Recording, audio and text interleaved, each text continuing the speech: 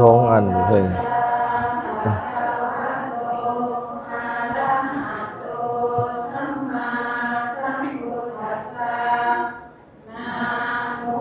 ไม่ใช่บ่ได้ใช่นี่บ่ได้บ่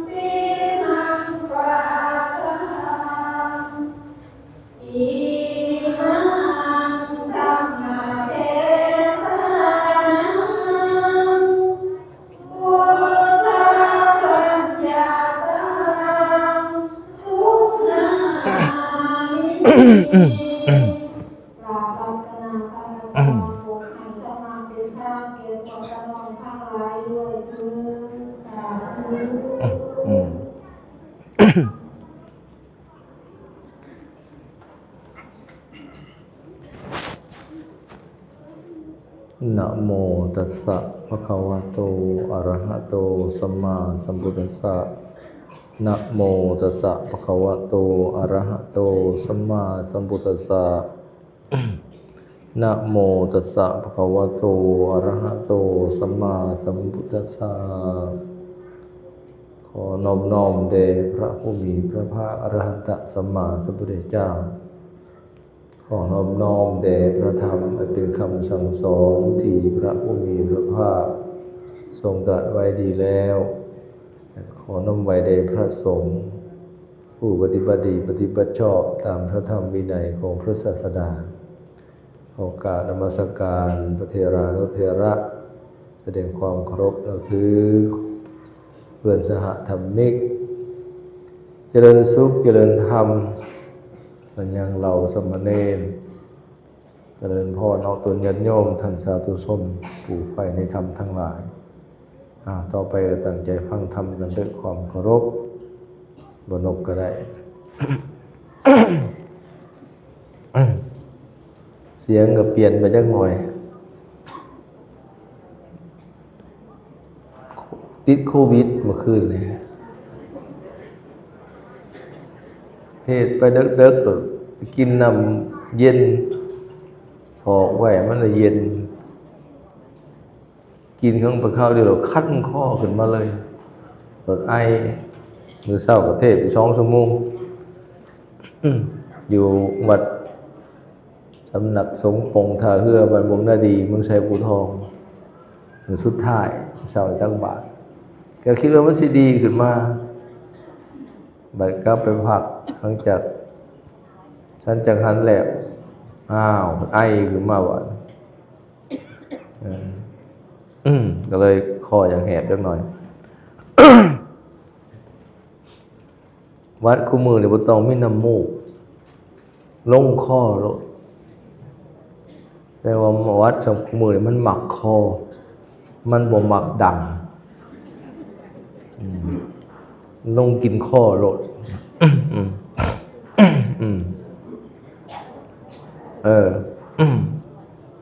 แสดงมันบ่หมักน้ำมูกมันหมักดังมันหมักคอแต่คือของแหละสภาพกายสังขารเนี่ยมันสิเฮ็ดอีหยังแบบ บุกอีหลีนั่นบ่ได้แล้วของมือนี่ลองเบิ่งกันเจออีหลีอันเฮาแบบเฮาเฮ็ดงานหนักๆเข้าไปนี่บริษัทมาประจำอยู่หาตั้งแต่วันที่11วันที่15อันนั่นแหละวันที่15มื้อนี้แหละก็ทั้งเช้าทั้งแรงกับไหว้พระหยังก็เทศนี่แหละเว้าจา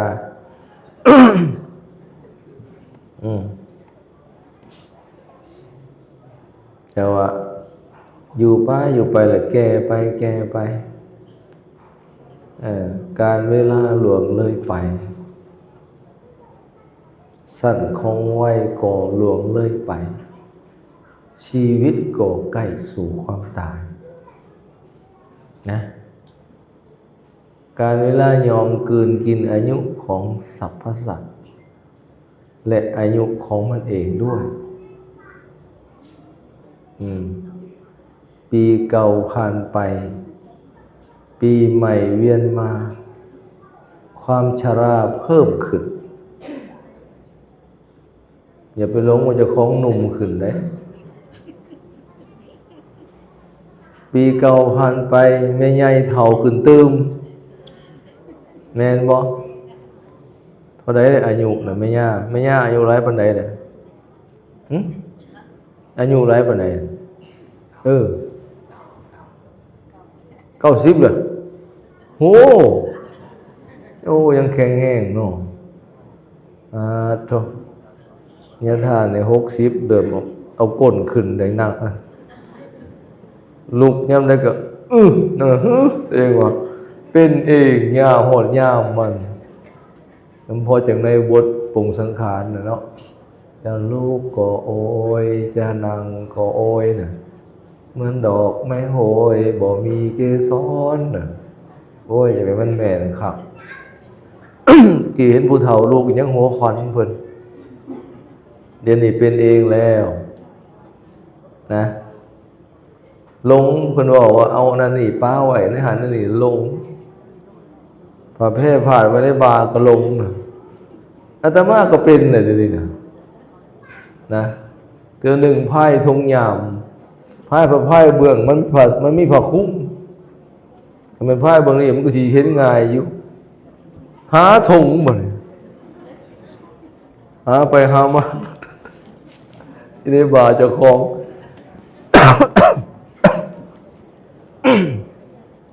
เทื่อหนึ่งออกแต่ห้องเลยเด้ประตูมีประตูในประตูนอกเลยวันนี้สิออกประตูนอกมันต้องเลยล็อกประตูนอกหากระเจบ่เห็นแต่แท้ย้ายธงซื่อๆปกติใส่ธงข้างเพราะว่าเวียงมีหลายธงนะมื้อนั้นมันมาใส่ธงหนางมแต่ธงเก่าแหละอยู่ซ้ายเลาะไปเลาะมาก็งมไปงมมาเปิดหันเปิดนี่คือจังว่าล็อกเมื่อกี้นี่มันปลาใสงมไปงมมางมมาทางหน้าอุ้ย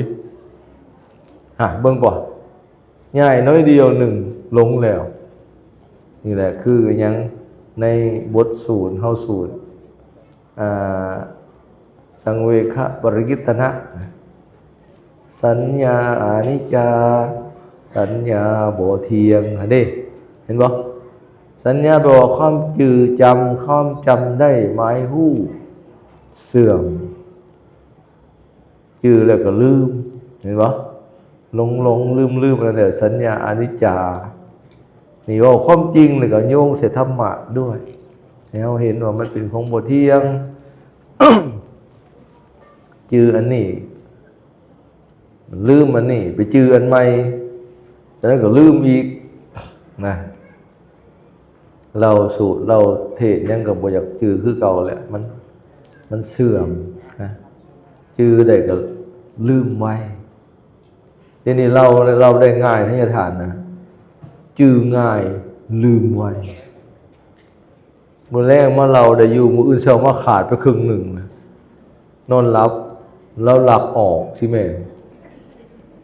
ตอนเผลอหลับ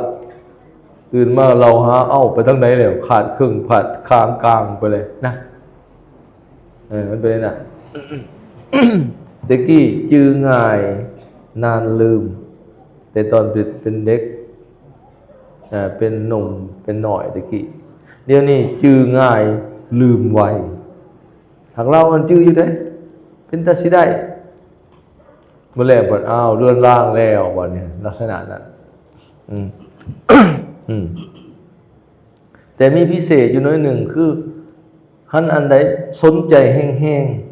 ๆแต่ก็เน้นไปทางปัญญาด้วย อยากเข้าใจเรื่องนี้หัวข้อมันว่าจังไดแปลว่าจังไดอ่านไปจื้อเลยนี่แปลกตัวนี้แล้วเธออ่านไปนับไปขอหนึ่งอันนั้นขอสองอันนั้นขอสามอันนี้นะคือว่าเจ้าของบริจื้อ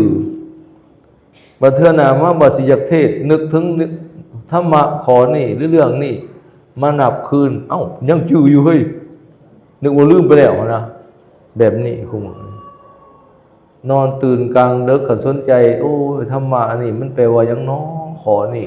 หรือขอนี่มันหลงเลยมันเป็นหยังน้อ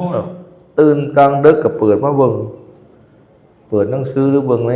โทรศัพท์ในหยังก็โอ้ขอนี่ว่าจังซี่มันอัดกรึบโลดว่านี่จื้อเลยสินะแล้วนี่เอาแบบนี้ฉันไปเล่าคือโจน้อยเล่าตะกี้เลยโอ้ยจื้ออยู่ผันลืมไวแบบเฮาเราบาลีนะพ่อใหญ่บาลีก็น่าสนใจสำคัญแต่ว่ามันลืมไวเราแบบนกแก้วบ่ได้แล้วข้อมูลนี้ให้มันเน้นไปทางปัญญาคันอ่านสนใจเรื่องนี้มีความหมายว่าอย่างไรเนี่ยจื้อเลยล็อกเองโหลดนะจื้อเองง่ายๆมันเน้นไปทางนี้แต่ว่ามันอยากเราคือคาถาซื่อๆเราคือบทสูตรบาลีนะอันนี้อยากจื้อยากนะพี่บ่เข้าใจนะ มันเป็นการเสียเวลาเนี่ยทานก็ พี่น้ำเอาเรื่องหนึ่งมาเทศมื้อนี้ก็สิบ่ได้เข้าเป็นพระสูตรอย่างอีหลีรอดอกก็สิต่างสิมาบอกกับพระกับเณรแน่มื้อนี้สิมาบอกน้ำพระน้ำเณรหลายๆเด้อขออภัยทั้งบ้านเนี่ยชาวบ้านญาติโยมก็ฟังนำกันขอเฮาเป็นพุทธบริษัทด้วยกันผู้บวชในศาสนาเนี่ยหรือว่าในพุทธบริษัทมีอยู่4อย่าง4จำพวกเนาะ1ภิกขุพระสงฆ์นี่นะผู้บวชอุปสมบทนี่ถือศีล227นี่นะ2ภิกขุณีอันนี้ยักคู่ไม่ยิ่งเดี๋ยวนี้บ่มีแล้วแต่ก็บางบ่อนก็ยังว่ามีอยู่ก็บ่ฮู้ว่าเขาจะบวชมาจังไดนะภิกขุณีนี่มีศีล311ข้อหลายกว่าพระผู้ชายเนาะ และต่อมาก็อุปสกก็พอออกสุดท้ายที่ก็คืออุปสิกาไม่ออกนะแต่ว่าผู้นำหน้าพาทางในบริษัททั้ง4ก็คือพระสงฆ์ภิกขุนะบัดนี้ยังมาว่าการบวชคือหยังบวชเพื่อหยังนะคนบวชมีจักประเภทเอาตัวน้อยตัวใหญ่ก็ตามที่ถามในทานสิถามเด้อถามทางหลังหัวโจอยู่ทางหลัง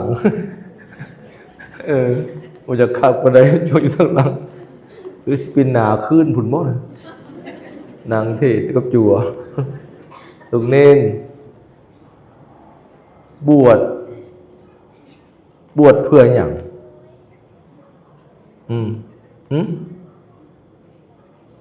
ตอบเบิ่งบวชเพื่อหยังบ่ได้มิดเลยบัดนี้เอาแล้วบวชพระบ่จักก็สิบวชเพื่ออีหยังบัดนี้บวชเฮ็ดหยังบวชกินข้าว บินบาทได้ขนมหลายได้ซ่อง50 4 แสนสั้นบอก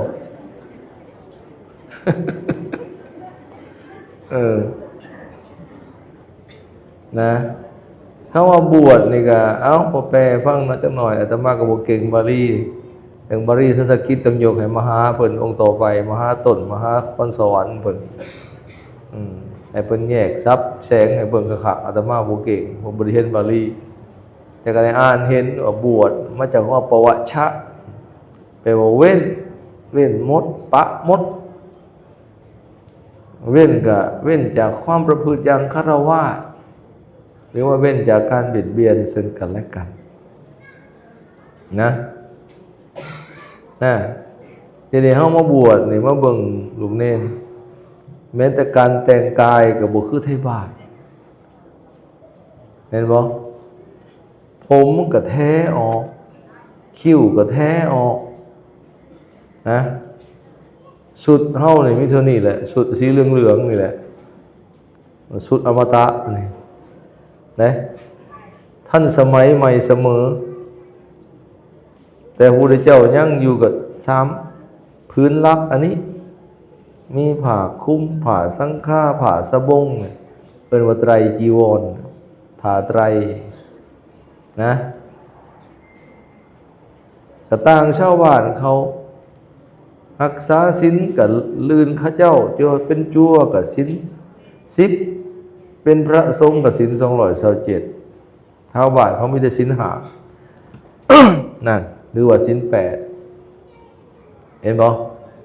กระต่างนั่นแหละว่าบวชคือเว้นอย่างประพฤติอย่างชาวบ้านเขาเขาไปหาขาสัตว์ตัดชีวิตมาอยู่มากินเฮาบ่ได้เว้นเลยนะเขาบางเทื่อก็เฮ็ดตีนสั่นมือเฮาในลักประพฤติผิดในกามหรือว่าเสพเมถุนยินดีในคู่ครองของตนเป็นพระเป็นเณรหรือแม่ค้าแม่ชีเฮ็ดบ่ได้เลยเว้นเมถุนธรรมเรื่องคนขู่เว้นไปเลยนะเห็นบ่ตัวบ่ปล่อยบ่ด่าเว้นหรือสำรวมระวังเบิดซะการดื่มสุรามีหลายของมึนเมาคันในประสึก4ก็แห่งแล้วเลยแหละบัดนี้เสพเมถุนลักของฆ่าคนอวดคุณวิเศษทุมิในตนอันนั้นเป็นลักๆแท้เฮ็ดบ่ได้เฮ็ดขาดความเป็นพระเลยบวชบ่ได้อีกตลอดชีวิต นะคือการเบื่อคือการงดเว้นความประพฤติอันบ่ดีหรืออย่างชาวบ้านไหน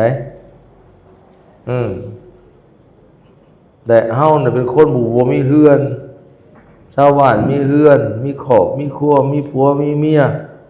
กันบวชมาแล้วก็บ่มีพระสงฆ์สามเณรนี่บ่มีเฮือนได้แม่นไหนบ่มีอนาคารยังเป็นผู้บ่มีเฮือนเป็นผู้ออกจากเฮือนแล้ว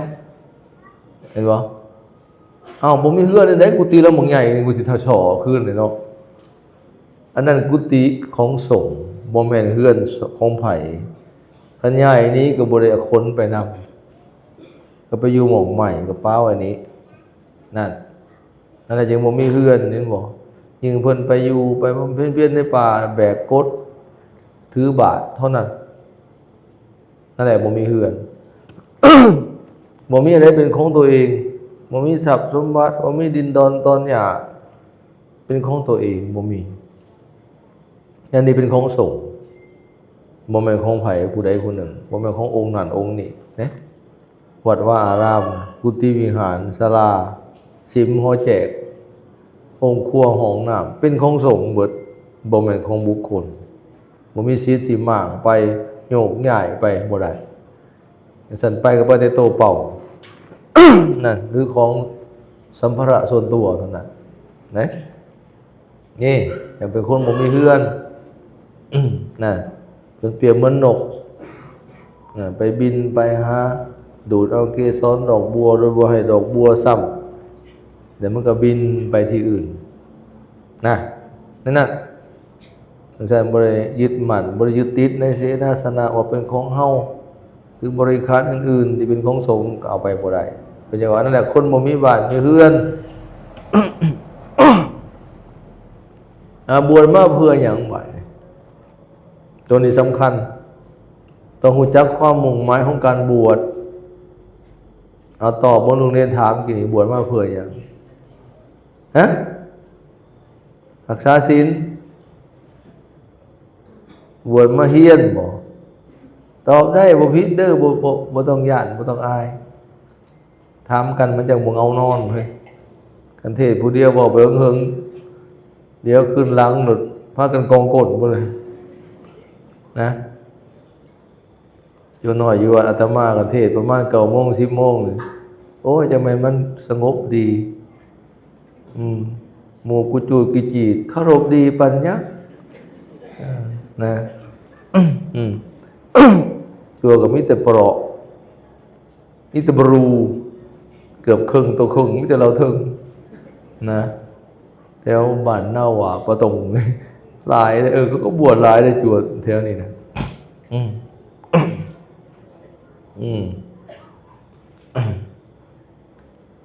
บวชมาเพื่ออย่างต้องหูความมุ่งหมายอย่างหูจักบวชหน่อยเบิ่งในคำขอบวชในคำขอบวชได้ว่าครูคนตอนอุ้มผาเนี่ยนะอันว่าสัพพะทุกขานิสสรณะนิพพานะสัจฉิการณัฏฐายะอิมังกาสวังคเหตวาปัปภาเชทะมังพันเตอนุกปังอุปทายะตอนก่อนสิเค้นผ่าเนี่ยได้ว่า3 เถื่อเค้นผ่าแล้วก็ว่าอีก3 เถื่อเป็น6 เถื่อนะนิทานไปเห็นคำแปลอยู่ในหนังสือขู่มือบรรพชาอุปสมบทของชาตูใหญ่คำจันทร์หลวงพระบางนะไปเห็นคำแปลบน แต่เขาเบิ่งอยู่บวชแบบอุกาสะนะครับเบิ่งในเดนี่บอกเขาลงแบบหมดแหละในกูโกในยังก็มีคำแปลมันมีเบิด แต่แปลออกมาเป็นเนื้อความแปลออกความหมายโดยอัดเป็นว่าสัพพะทุกขาเขาก็ว่าทุกทั้งปวงอะไรนะ นิสสรณะ นิพพานะสัจฉิการณัฏฐายะอิมังกัสสวังกเหตวาปัปปาเสทะมังปฏิอนุกปังอุปทายะข้าแต่ท่านผู้เจริญ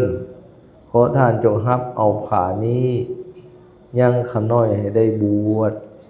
หรือว่าไงวะแล้วบวชให้ข้าน้อยเน่เพื่อหาทางกำจัดออกซึ่งทุกข์ทำให้แจ้งซึ่งพระนิพพานนี่เหมือนเป็นคำขอบวชเหมือนปฏิญาณตนว่า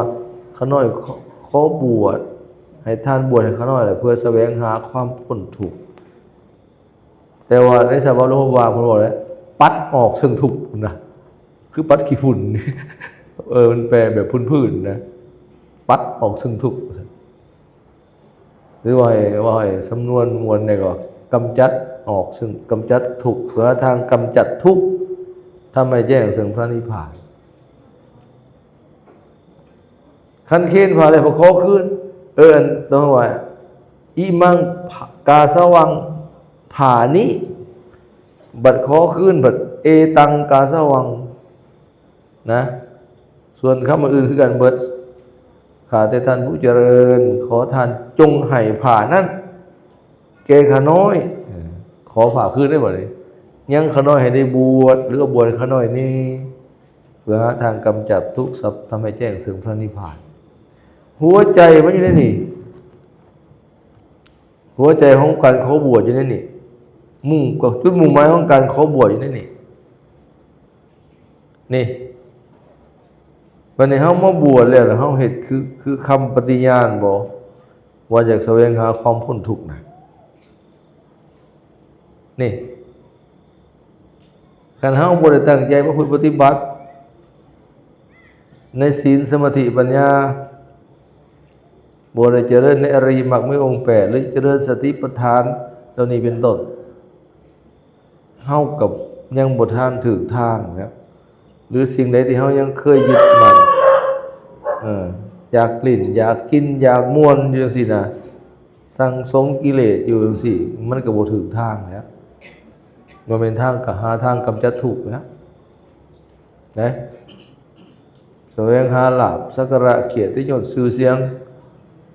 เข้าของเงินคำอันนี้บ่แม่นเด้อบ่แม่นหาทางกำจัดทุกข์แล้วมันก็กลายเป็นสังสมกิเลสพอกพูนกิเลสนะ นี่โยงเข้ามาเนี่ยเพิ่นพาเฮ็ดเดียวนี่กำลังฝึกอยู่นี่แต่วันที่เท่าไหร่ก็มาเนี่ยวันที่12มัน4 มื้อถึงตัวนี่วันที่26ไม่ได้หามื้อเนาะมื้ออื่นเป็นมื้อสุดท้ายมื้อปิดนี่เพิ่นพาปฏิบัตินี่พานั่งสมาธิเดินจงกรมไหว้พระสวดมนต์สาธยายธรรมฟังเทศน์ฟังธรรม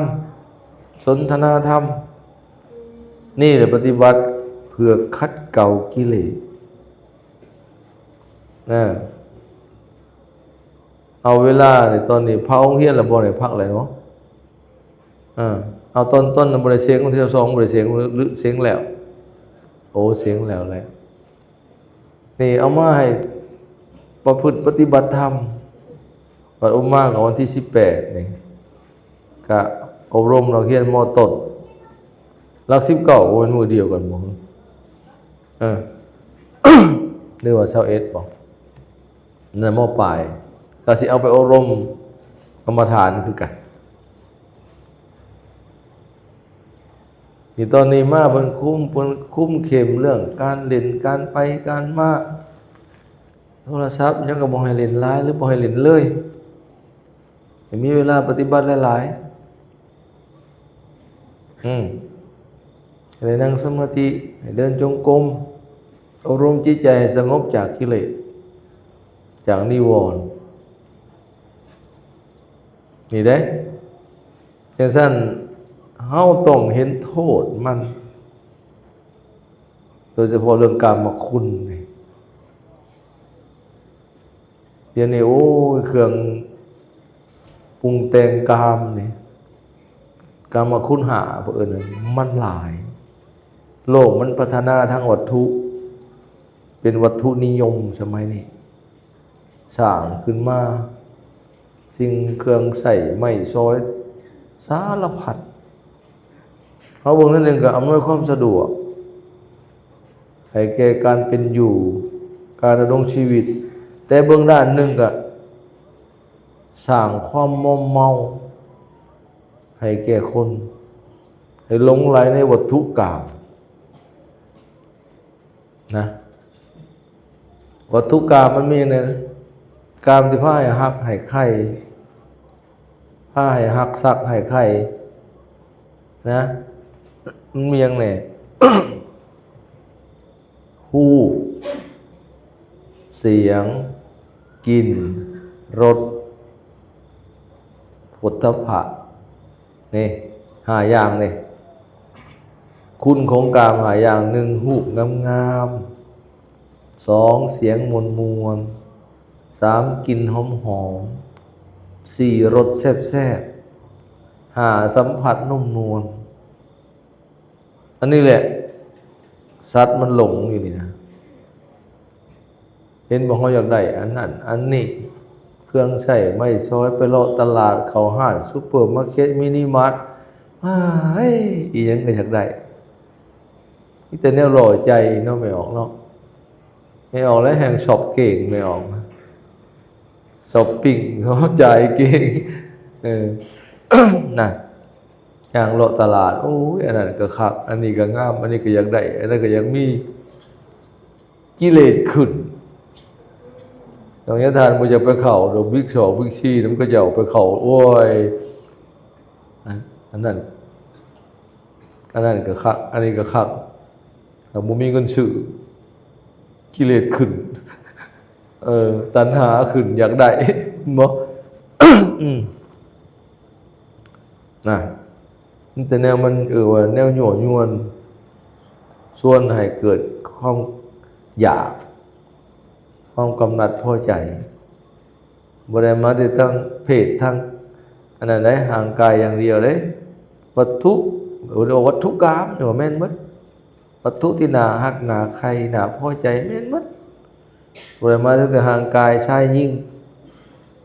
แต่อันนี้แห้งกว่าหมู่ห่างกายชายหญิงนี่เพศคนข้ามนี่แห้งกว่าอื่น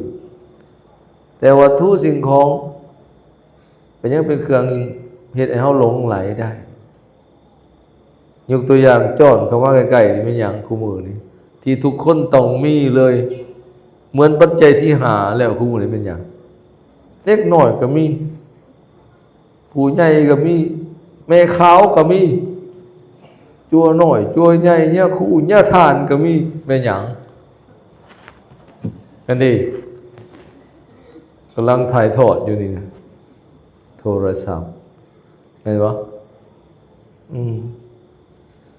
เสียงทางไกลนี่ได้ ว้าวทางไกลพวกนี้โอ้ย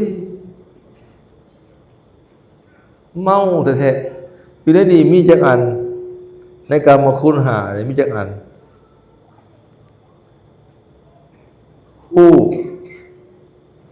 ฮู้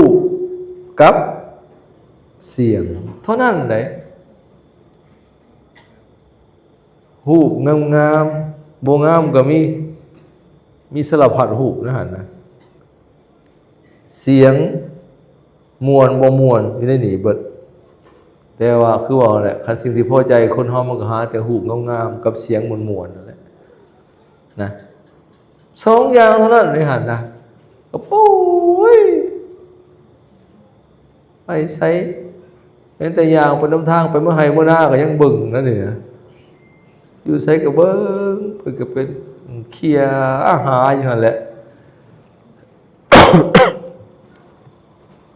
ลืมหมด พระเนรเนี่ยทำเฮียนหนังสือบ่ได้แล้วเฮียนสูตรเฮียนเทศเฮียนหนังเสียนหนังสือในห้องเฮียนเนี่ยเขาให้เรียนอันนี้แล้วบ่ได้สนแหละบ่ได้อ่านบ่ได้เล่าแหละหมดมือเบิดเว้นเด็กน้อยยังว่าเด็กน้อยมันยังคุมสติบ่ได้ผู้ใหญ่ก็เป็นเนี่ยคู่จนจ่อยบางองค์ไปไม่พระไว้เจ้าวินผาดพัดกวาดอยู่โอ้ได้สุดจักกินอยู่ใส่ฉันอยู่ใส่มันติดเกมติดอย่างในโทรศัพท์นี่จัวผู้หนึ่งเข้าอยู่ในวัดใหญ่พอเพิ่นเอามาเตือนจนเอาพ่อแม่มาบอกลูกเจ้าติดเกมแห้งตอนนั้นแล้วบนโลกไหวพระบ่เฮ็ดมาเฮ็ดกิจวัตรยังปัดตาดกว่าอยู่บ่เฮ็ดประมาณ2 เดือน3 เดือนอาตมาล่ะคือว่าเราหนีเราซิกแล้วมีมื้อนึงเราย่างลงมาเดินวัดอ้าวพะยังอีบ่เจ้านะ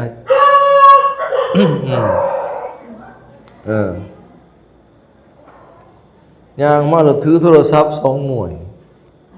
ใส่เส้าอัดหูเลี้ยวซ้ายเลี้ยวขวาคือคนเบอร์นี่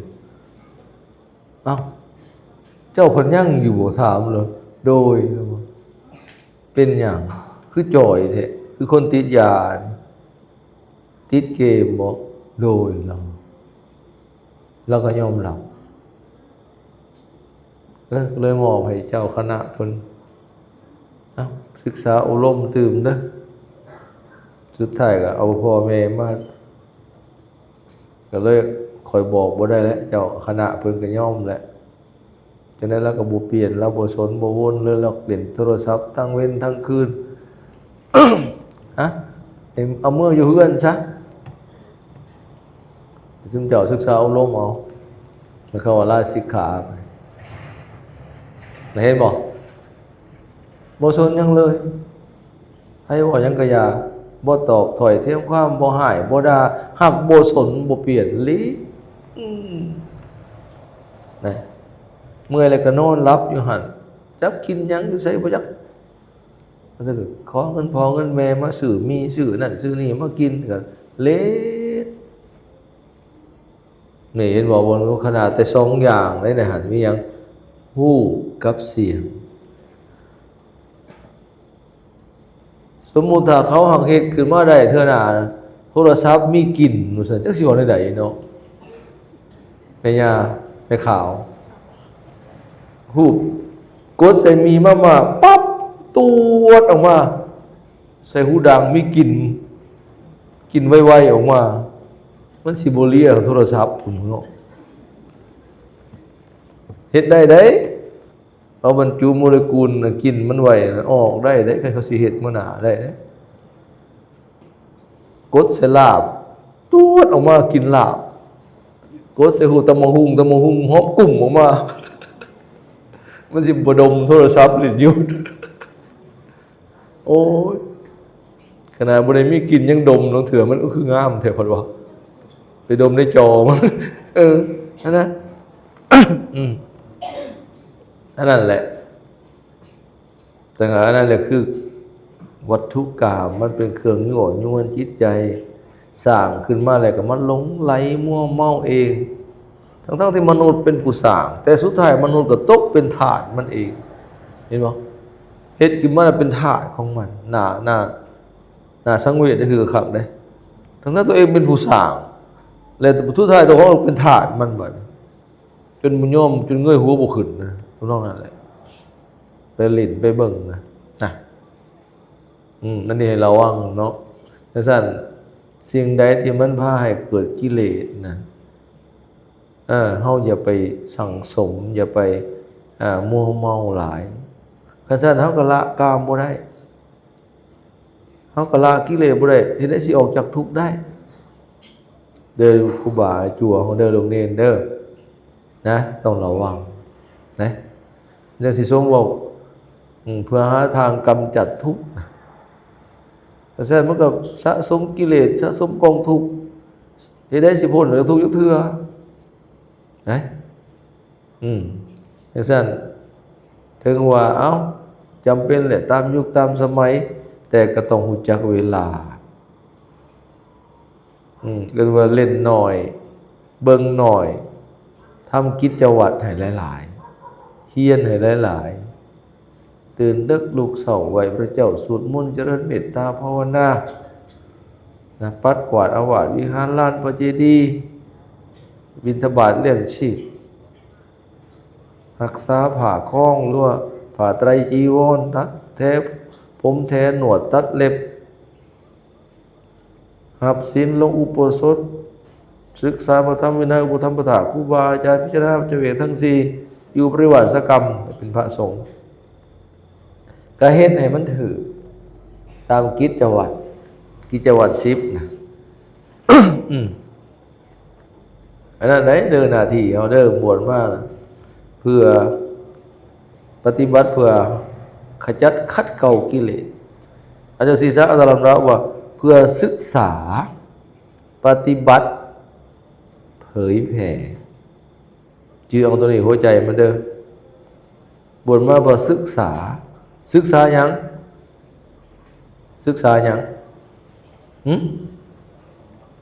เจ้าน้อยศึกษาหยังลูกศึกษาธรรมวินัยศึกษาแล้วให้ได้ไหนนำมาปฏิบัติขัดเกลากิเลสตัวเองและพร้อมเดียวกันก็นำไปเผยแผ่เทศนาเทศสอนให้แก่ผู้อื่นให้แก่คนอื่นให้ได้รู้ได้ฟังให้ได้ศึกษาได้ปฏิบัติตามนะนี่นั่นแล้วก็เป็นประโยชน์ทั้งการสืบทอดพระศาสนาด้วยสืบทอดพระธรรมวินัยด้วยในการประกาศเผยแผ่ผู้อื่นได้เฮียนได้ฮู้ก็สิบอกต่อสอนต่อกันไปพระศาสนาก็สิจีรังอย่างยืนสืบไปและเมื่อเขาปฏิบัติตามเขาก็สิฮู้แจ้งเห็นจริงตามด้วยมันเฮาได้รับความสุขจากการปฏิบัติหรือละกิเลสได้ผู้อื่นก็ปฏิบัติตามเขาก็สิถึงได้รับความสุขความเจริญ คือกันนะอันนั้นแหละเป็นว่าประโยชน์ตนประโยชน์ทานประโยชน์ตนก็ให้ได้บ่ให้เสียประโยชน์ผู้อื่นก็ให้ได้ก็คือการเทศนาบอกสอนผู้อื่นก็ได้หูน้ำเหตุน้ำปฏิบัติตามนะ บ่แม่นหูได้แต่ตัวเองกับถึงหูมาหลายกับบ่สอนผู้อื่นสุดท้ายบัดตัวเองผู้อื่นบ่ได้ประโยชน์นำบัดตัวเองลงรับไปความหูก็ไปนำเลยบัดนี้ตายไปนำบ่มีผู้ใดสืบทอดคงบ่ได้เทศน์บ่ได้สอนผู้อื่นเห็นว่าเพิ่นสอนกันมาคุมื้อตะกี้ถึงบ่ฮู้แปลบ่ได้แต่คือยังคงหลักไว้ให้มาฮอดเฮาคุมื้อเห็นบ่ตะกี้เพิ่นสอนเป็นบาลีเป็นภาษาบาลีสูตรเป็นบาลีเทศก็เป็นบาลีแต่แปลบ่ได้แต่ก็ยังคงเข้าศัพท์ของคำสอนหรือว่าหลักของภาษาหลักของคำสอนไว้ได้อยู่ระดับหนึ่งต่อมาเนี่ยเพิ่นแปลได้แล้วบัดนี้เฮาก็ฮู้ความหมายเข้าตื่นได้ตะกี้บ่แล้วเรียนก็สุดท้ายก็มีแต่สูตรอันนั้นหรือว่าเทศก็เทศเป็นบาลีปัญญาปริรุษาวิสัยก็เท่านั้นปัญญาโยเปโตสุขโตวิตาระโคภาสัญญาเสโกสัสสัญญานาตาโรโยโลกนาโตไผเทศไว้แห่งม่วนพอแห่งคักแห่งกิ่งแต่ว่าก็บ่ฮู้ความหมายนับแต่นั้นไว้พระอิมินาอรหังนี่บ่ได้แปลบ่จักเลยแหละนะแต่ก็ไว้ด้วยความเคารพด้วยความศรัทธาในศาสนาก็รักษาหลักไว้ก็สอนกันสอนตามแม่นี่ก็มีสอนด้วยปากต่อปากเป็นมุขปะทะเราเอาก็มีอย่าพอสอนมือละความอย่าพออย่าคู่สอนให้จัวหรือสอนให้ผู้บวชใหม่นบเอาปอดน้ำหลังมื้อนี้ยังสอนมงคลก่อนธรรมสวนาการโรธรรมสวนาการโรธรรมสวนาการโรขันยังบ่ชื่อเอาสัตว์ก็หันธรรมสะธรรมสะธรรมสะรัสโตวารัสโตวารัสโตวารัสโตวาพอน้ำหลังให้จนจื้อแล้วออกไปก็ย่างเลาะไปไสก็เว้ารัสโตวารัสโตวาคำเดียวแหละมื้อเช้ามาต่ออีกเพิ่นเฮียนมื้อแลงเลยคุ้มผ้าไปกราบเพิ่นแต่เช้าเพิ่นทำวัดเช้าหลังทำวัดเช้าแล้วก็เห็นหนังสือเด้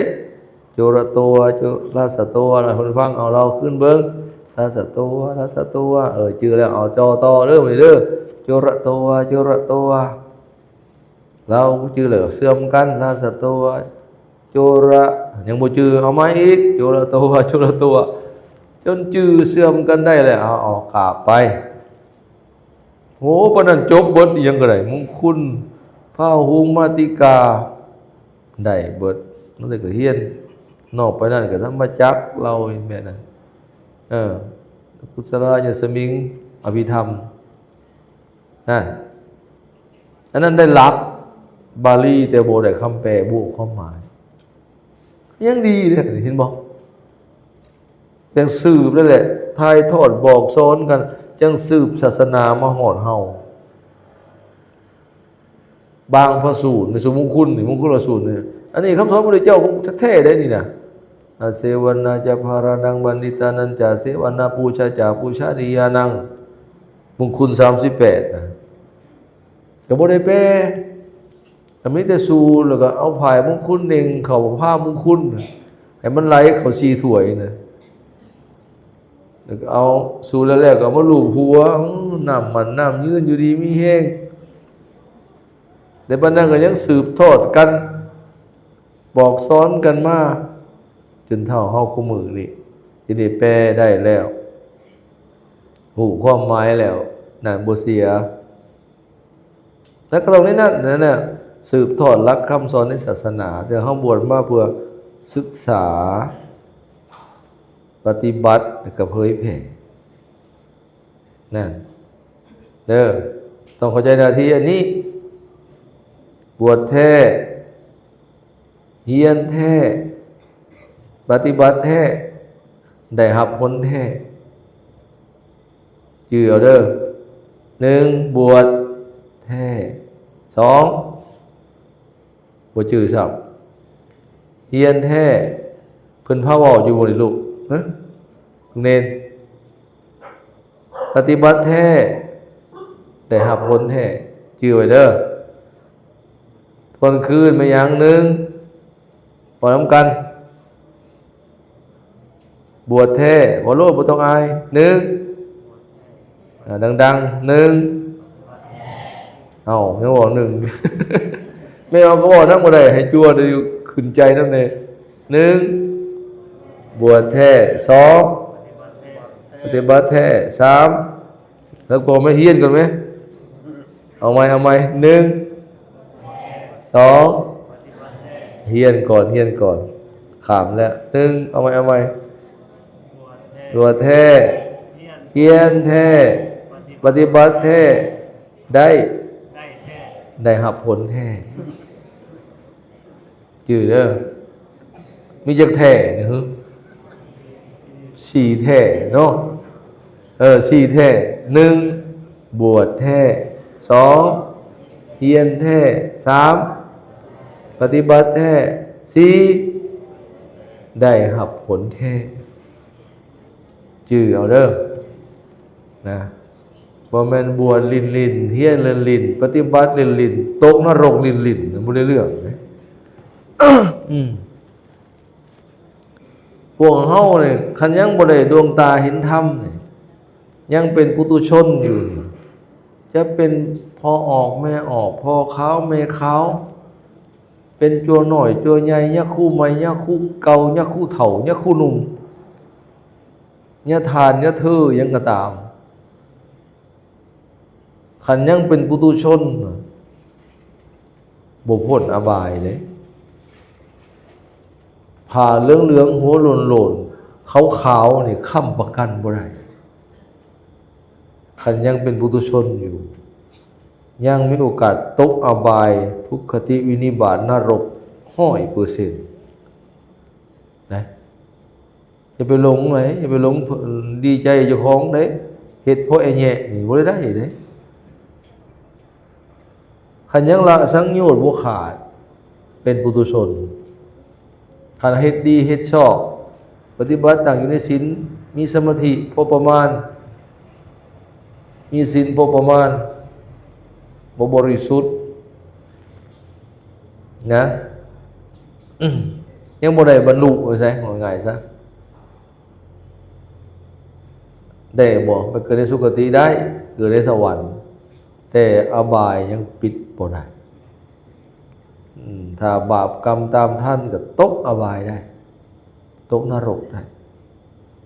เป็นผีเปรตเป็นอสุรกายสัตว์เดรัจฉานได้เด้เห็นบ่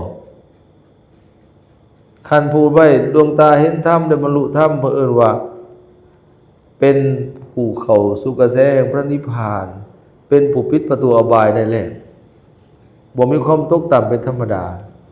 ถ้าเป็นคนผู้บ่อุปสมบทก็เอิ้นว่าอริยชนหรืออริยบุคคลถ้าเป็นผู้บวชแล้วเป็นพระภิกขุเอิ้นว่าอริยสงฆ์ได้ผู้ใดผู้บวชแล้วเอิ้นว่าอริยสงฆ์ถ้าเป็นยังบ่ได้บรรลุเอิ้นว่าปุถุชนหรือกัลยาณปุถุชนคนดีแต่ยังมีกิเลสในธุลีในดวงตายังมีหลายยังมีหนาอยู่ปุถุชนคนดีแต่ยังบ่แม่นอริยชนหรืออริยบุคคลยังบ่แม่นพระอริยเจ้าได้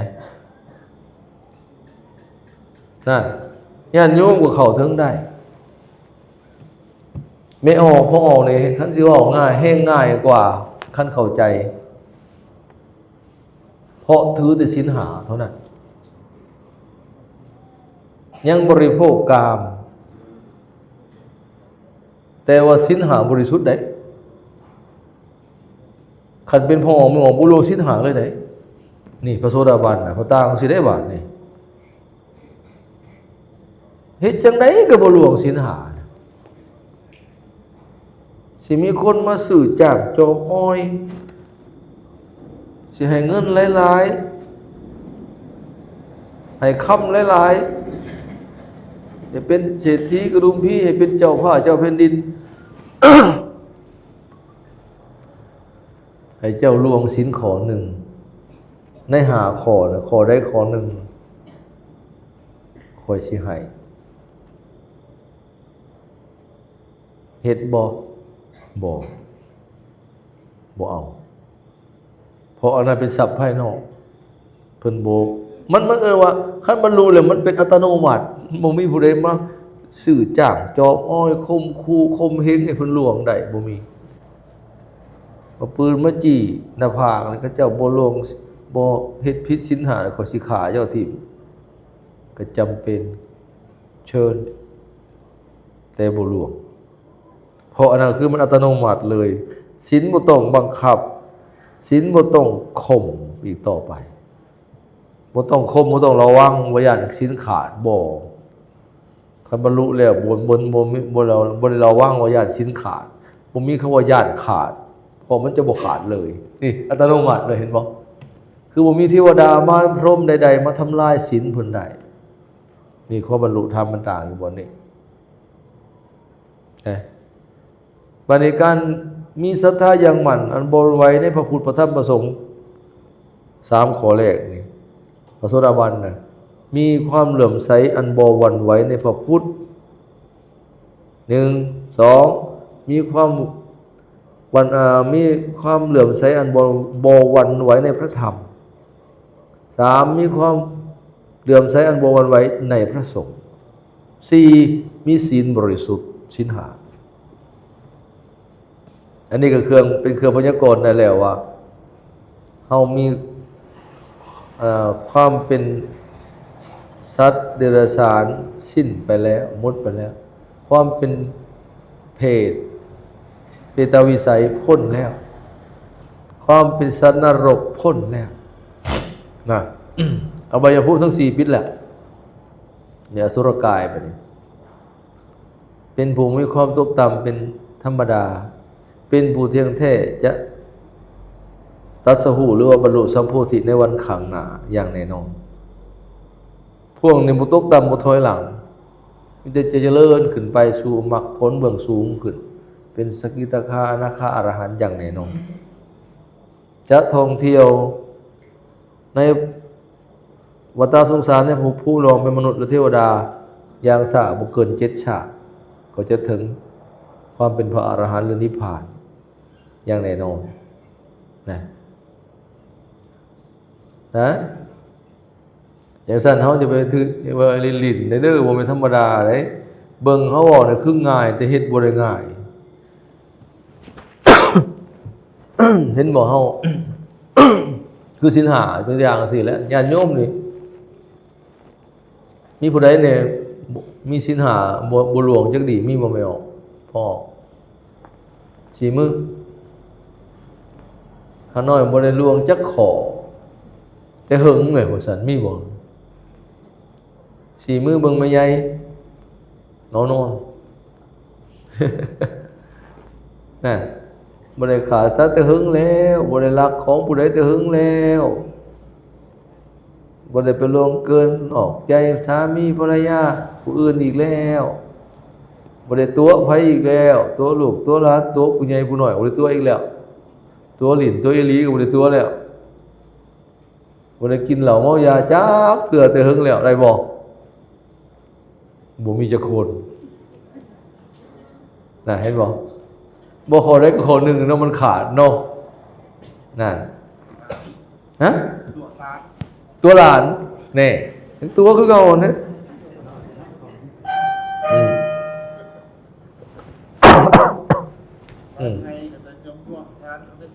ตัวแล้วเนาะ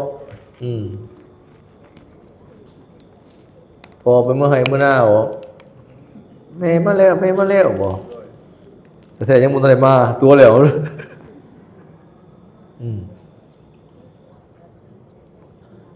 เดี๋ยวขอไม่พูดหวยอย่าให้ร้านหยาดให้มันเศร้าหายตัวแล้วแม่บ่มีก็บ่มี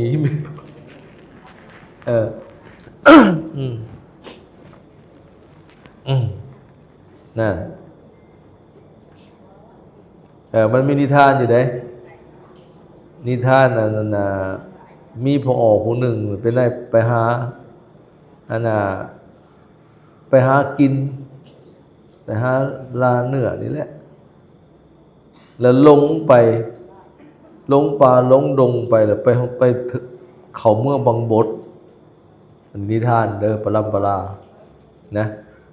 เขาเมื่อบางบดแบบไปแล้วไปมักกับลูกสาวไทยเมืองบางบดนะทั้งพี่มีครอบครัวเลยเด้แต่ว่ากลับบ้านบ่ได้เพราะลงป่าลงไปขอเมืองบางบดไปอยู่จนไปฮักไปแพงกับลูกสาวเฮือนหนึ่งตระกูลหนึ่งก็ได้แต่งงานกันกับนางบางบดนะลูกสาวบางบดแต่เขาบอกนางผู้เมียหรือว่าซุ่มไทยบ้านในเมืองบางบดนะบอกว่าเขาถือสัจจะพวกนี้ส่วนไปหากินหายังขาดสัตว์ชีวิตก็คือกันคือเฮา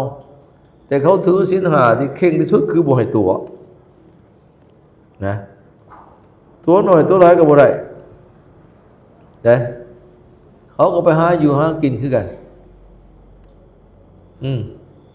ไปให้ไปหน้าไปยังแต่มันเป็นคนละภพภูมิไปหากินแล้วก็ไปคือกันเฮาบ่เห็นเขามีการละเอียดของเฮา แต่ในตาเราเห็นคือคนธรรมดาเนี่ยสัมผัสได้ทุกอย่างนะไปแต่งงานอยู่นำกันก็ต่อมาธรรมดาเนาะกะเมียกับตั้งครรภ์จนได้ลูกแล้วก็โอ๊ตบ่ตัวหน่อยตัวใหญ่ก็บ่ตัวอยู่อยากอยู่กับเมียนะพอคันเจ้าตัวแม้แต่คำเดียวจะอยู่บ่ได้เด้จะต้องได้หนีต้องได้หนีแต่บ้านนี่อยู่บ่ได้นะปรากฏว่ามีมื้อนึงแล้วเมียน่ะไปหากินผัวน่ะเอาลูกอยู่เฮือนไหนลูกให้บัดนี้พ่อย่าคือเจ้าเว้าแล้วตัวหลานนั่นแหละลูกให้อยู่จังได๋ก็บ่เซามันจะกินนมแล้วตัวแล้วบ่ตัวลูกน่ะอุ้มลูกฮ้อนๆอยู่ก็แม่มาแล้วแม่มาแล้วเอาบ่ทันได้มาไหนอย่าให้ลูกเศร้าให้นะแม่มาแล้วแม่มาแล้วอุ้มฮ้อนอยู่หั่นแหละซิกฮ้อนอยู่หั่นแหละอย่าให้ลูกเศร้าให้นะบัดเมียกลับมาฮอดมีสีหน้าเศร้าโศกฮู้เรื่องเลยฮู้เลยมาก็เอิ้นผัวมาล้มแล้วมาว่าโอ้ยเฮาสิได้อยู่ร่วมกันเท่านี้แล้วอ้ายเอ้ยว่าซั่นบุญศาสนาเฮาได้อยู่ร่วมกันเท่านี้ก็เจ้าคือว่าได้นั่นเจ้าตัวเลยเด้ว่าซั่นฮู้แล้วตัวในตอนไหนแล้วคือว่าหยอกเล็กน้อยซื่อๆนะเจ้าตัวลูกนี่ตัวว่าแม่มาแล้วแม่มาแล้วแม่บ่ทันได้มาเจ้าก็ว่ามาซั่นวาสนาเฮาอยู่กันนำกันเท่านี้แล้วเจ้าเสียสัจจะแล้วเจ้าสิได้เมื่อแล้วก็คิดฮอดแล้วโศกเศร้าเงาง่วงอยู่ก็จำเป็นเพราะนั้นมันเป็นหลักกฎของเขาเลยก็เลยเอาเจ้าเตรียมของซะเตรียมมันสิมาส่งได้บัดนี้แล้วมันก็ห่อของให้ฟังนิทานจักหน่อยเนาะพอได้แก้ง่วงแก้เงานอนห่อของให้เอาใส่ถุงใส่ยามใส่ถุงให้ถุงพายแต่มันบอกอย่างสิคันอ้ายมันหนักมันได้อันห่อนี่อ้ายอย่าไขเบิ่งเด้อมันว่าอย่าไขกลางทางให้เมื่อไขอยู่เฮือนบัดเดียวมันว่านักปานใดก็ให้อ้ายอดสาถือบ่ให้ไขมันว่ามันบอกเท่านี้กฎมันห้ามบ่ฮู้ว่าคันไขแล้วสิเป็นหยังบ่จักถ้าบอกว่าบ่ให้ไขกลางทางแท้ๆให้มื้อฮอดเฮือนจังไขให้อ้ายให้อดสา พายเมื่อนักกระยาเป็นว่า นะกับพากันไปแล้วย่างไปหอดจนเขตป่าที่มันเคยหลงนั่นแหละมันก็บอกให้รับตานะรับตาแล้วมันสั่งใครสั่งว่าให้มื่นเดี๋ยวมื่นขึ้นไปหอดยืนโกงละรับตาลงแล้วก็รับมันว่ามื่นขึ้นแบบนี้มื่นขึ้นเห็นทางเมื่อบาทเลยนะถือกับทางเคยไปเคยมาแหละแต่ว่าเลี้ยวหาเมียบ่เห็นแล้วเมียมันนั่งบนบ่เห็นแล้วก็บ่ได้ว่ายังต่อเลยบาดมิดเลยมันคนละมิติยังไงซะแล้วก็เดินทางกลับดีใจจะได้กลับมาหาลูกหาเมียทั้งพี่คืนหอดเมียเก่าเมียใหม่ก็บ่ได้คืนหอดลูกก็จะเป็นแล้วคืนไปบ่ได้เด้พิษเสียสัจจะนะกระพายธงนั่นเมื่อเนี่ยเป็นห่อเอาไปต้มห่อนับธงนะอย่างโง่ไปจนว่าจะ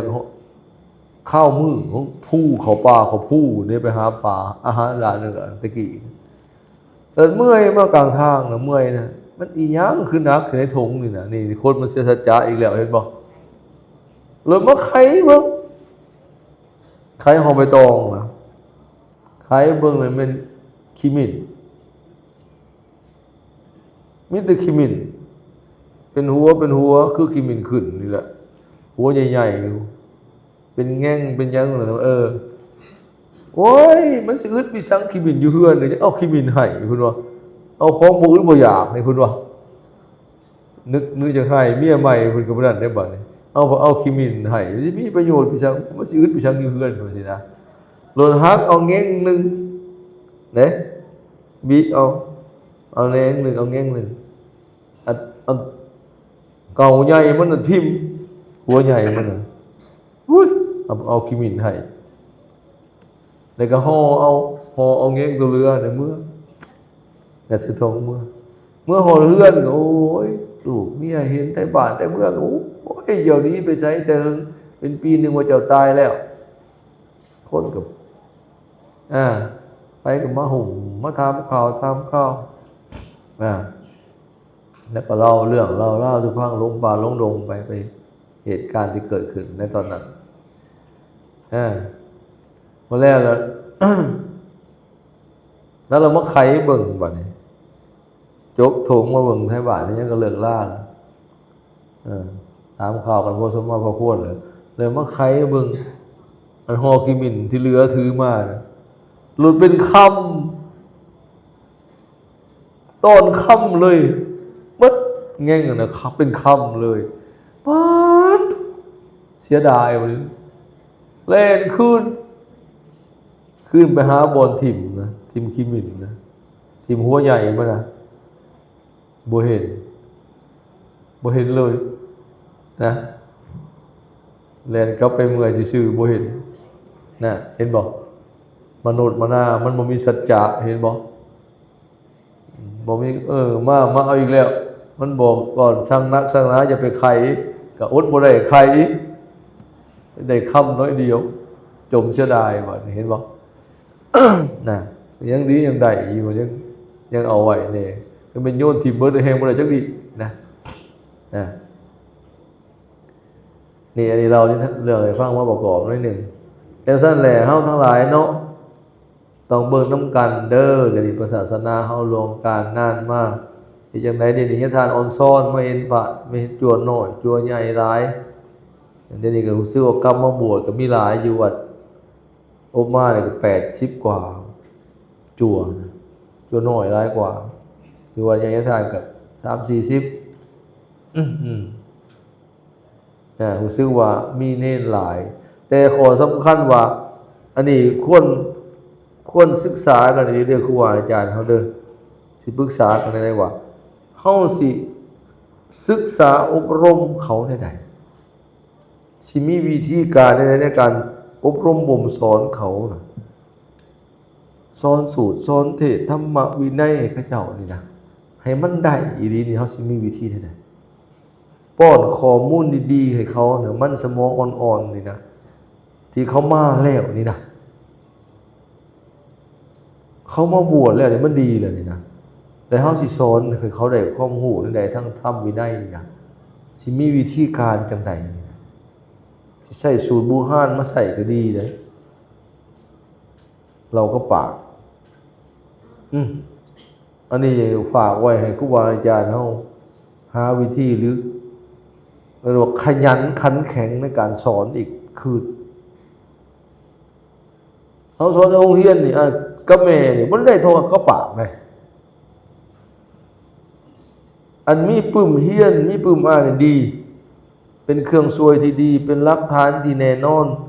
ชัดเจนจ้าแจ้อัคระพุทธศาสนาถูกต้องกว่าฟังเอาในหูบ่มีแม่บอกโอ้ยตะกี้เราตกบักหลายๆเนี่ยพอไม่ปึ้มนะ เรามุคุณเสวนาจาภารานังบัณฑิตานันจาอะเสวนาอะสองเถื่อเลยคารโวจนิวโตจะสันตุทิงจักกตะปุญญาตาเอาไปยัดใส่ปุญญาตาไปฟังมุโลดจุญโพอย่างนี้ว่า90%ผิดหมดไปสอนจัวสอนยังบอกบ่ได้เบิ่งแม่มันผิดแล้วบ่จื้อนำก็ได้นะอันนี้คือข้อเสียแต่คนดีก็จื้อแล้วบ่ลืมเราก็ปากบ่ลืม นะบ่ได้หนังสือมีข้อดีมีอักขระพยัญชนะจ้าแจ้งมีตัวให้เบิ่งให้อ่านถูกต้องแต่ข้อเสียติดแม่ติดตัวหนังสือเลยบ่เล่าเอาบัดนี้เพราะมื้อหน้ามาสิสูตรเอาแม่มากลางเป็นหยังจังนิทานจังพิสูจน์ได้อันนี้เพราะนิทานกับเผาไหวคู่มืออยู่วัดไม่ออกมือเศร้ามือแรงไหวพาแปรเนี่ยมีหมื่นปีกายปีก่อนนิทานถามลงเบิ่งบัดนี้ไผจื้อได้เบิดแน่ไหวพระแปรนี่เอาตั้งแต่อรหังอิมินาอรหังไปจนหดสังฆคุณอิติปิโสสวากขาโตสุปฏิปันโนนะให้ได้เบิดแน่ปรากฏว่าเบิดวัดนะ30-40 องค์ทั้งพระทั้งเนรด้วยเด้ที่ว่าเราได้อีหลีน่ะ3 องค์3 องค์พระเนี่ยบ่ฮู้ว่าได้หรือบ่ได้หังบ่มีพระตอบจักองค์พระเกือบ10 องค์จั่ว3 องค์เด้จั่วได้ตอบ3 ตนน่ะได้ว่าได้นะแต่ก็ให้เล่าเบิ่งก็ได้อีหลีกายหันบ่ได้บางตอนทั้งเทื่อได้บาลีบ่ได้คำแปลทั้งเทื่อได้คำแปลบ่ได้บาลีได้ถูกผิดๆนะเลยบ่กล้าตอบว่าได้เพราะมันบ่ได้ขาดได้บ่จบได้บ่ครบโอ้ยตายติดแม่นี่ข้อเสียมันตัวนี้แล้วเราบ่ใส่ใจเอามือหน้าค่ามาอ่านแม่มันอ่านแล้วก็ปะเมื่อมือหน้ามาสิเทศสิสูตรอ่านแม่มันหากบ่ได้ใส่ใจเอาบทสูตรอีหลีน่ะบาลีก็ดีคำแปลก็ดีบ่ได้ใส่ใจเอามันสิมาจื้อในสมองก็บ่ได้ใส่ใจเอาเพราะมีปุ่มไว้อ่านอยู่แล้วเลยบ่จื้อจักเทื่อจื้อคักๆมันบ่ได้จื้ออันนี้ก็ลองสอบเบิ่งเด้อนี่เด้อลองสอบเบิ่งดิ หลายๆลองสอบเบิ่งดิกันยืนยันบ่ได้ก็ให้เอามาสอบมาอ่านเล่าให้เบิ่งคักๆญาณบ่รอดคือท่านว่านะเพราะมันเป็นมันเขาคิดว่ามื้อใดก็มีแม่อ่านอยู่แล้วจังซั่นเลยบ่ได้ใส่ใจเล่าเอาคันค่าอ่านแม่มันนะแล้วให้มันจื้อเข้าในสมองอีหลีนั่นเลยบ่ได้ให้ได้คักๆนั่นบ่ได้นั่น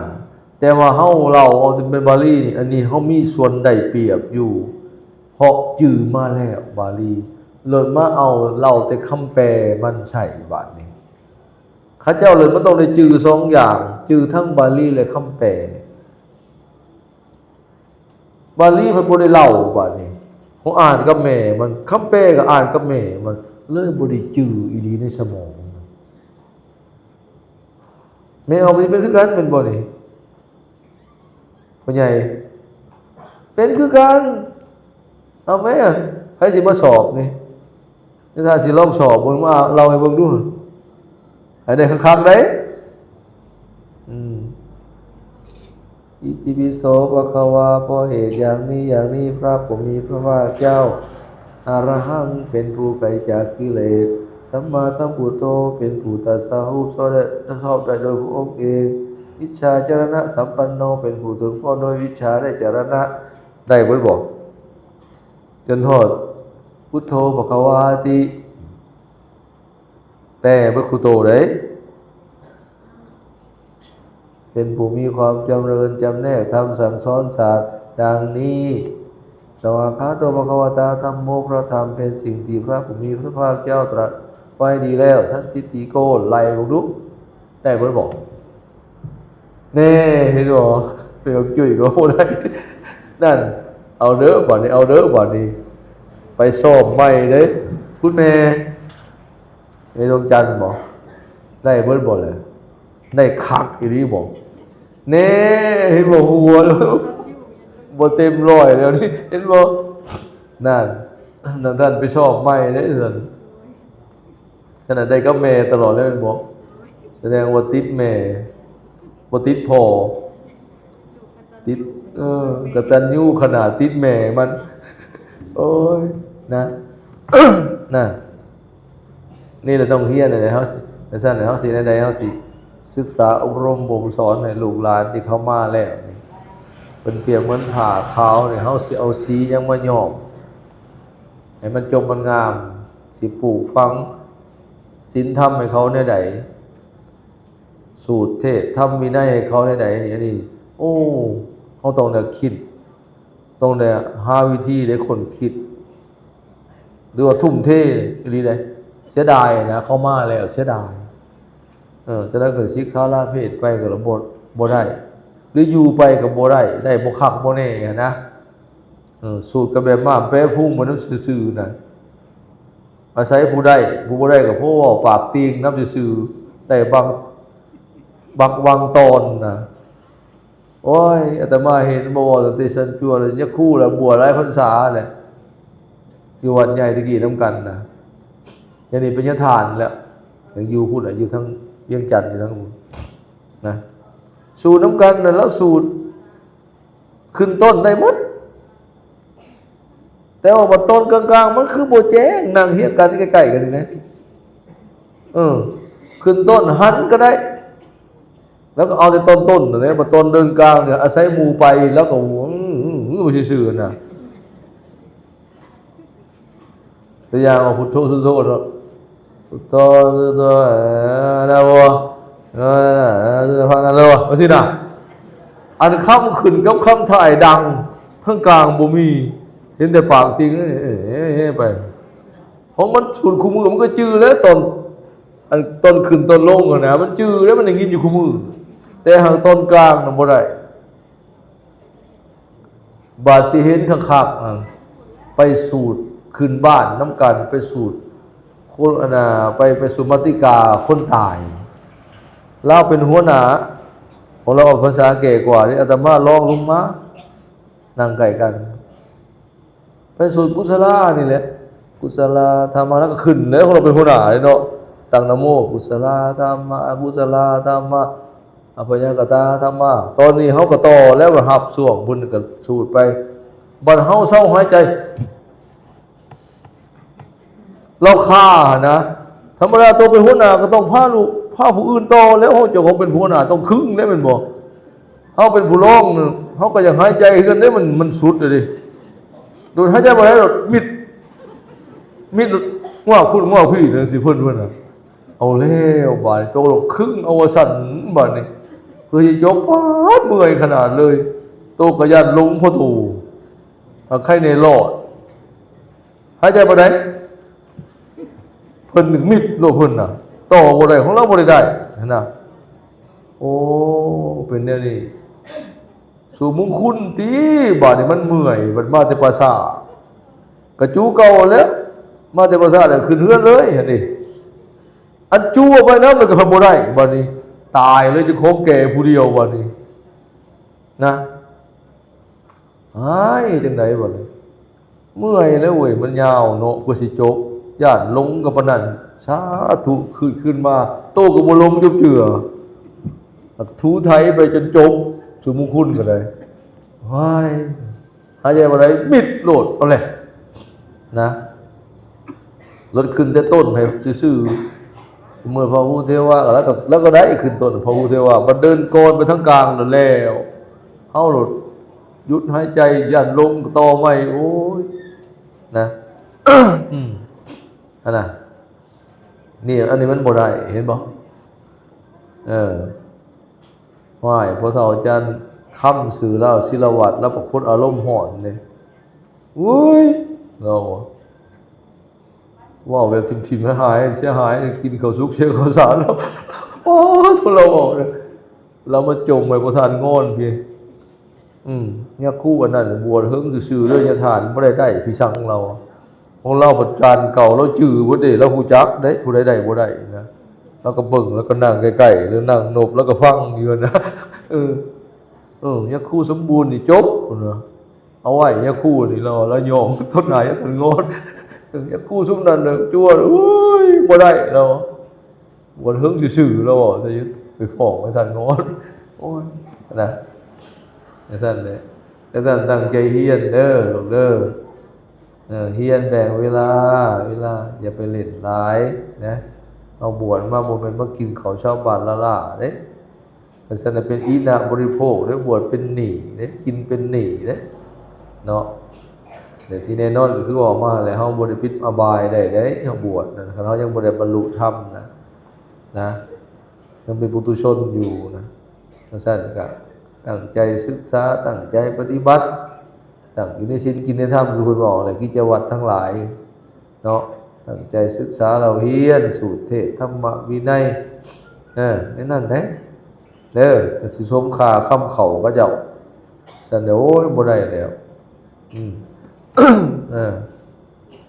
อันนี้ก็ฝากไว้เนาะบวชแท้เด้อ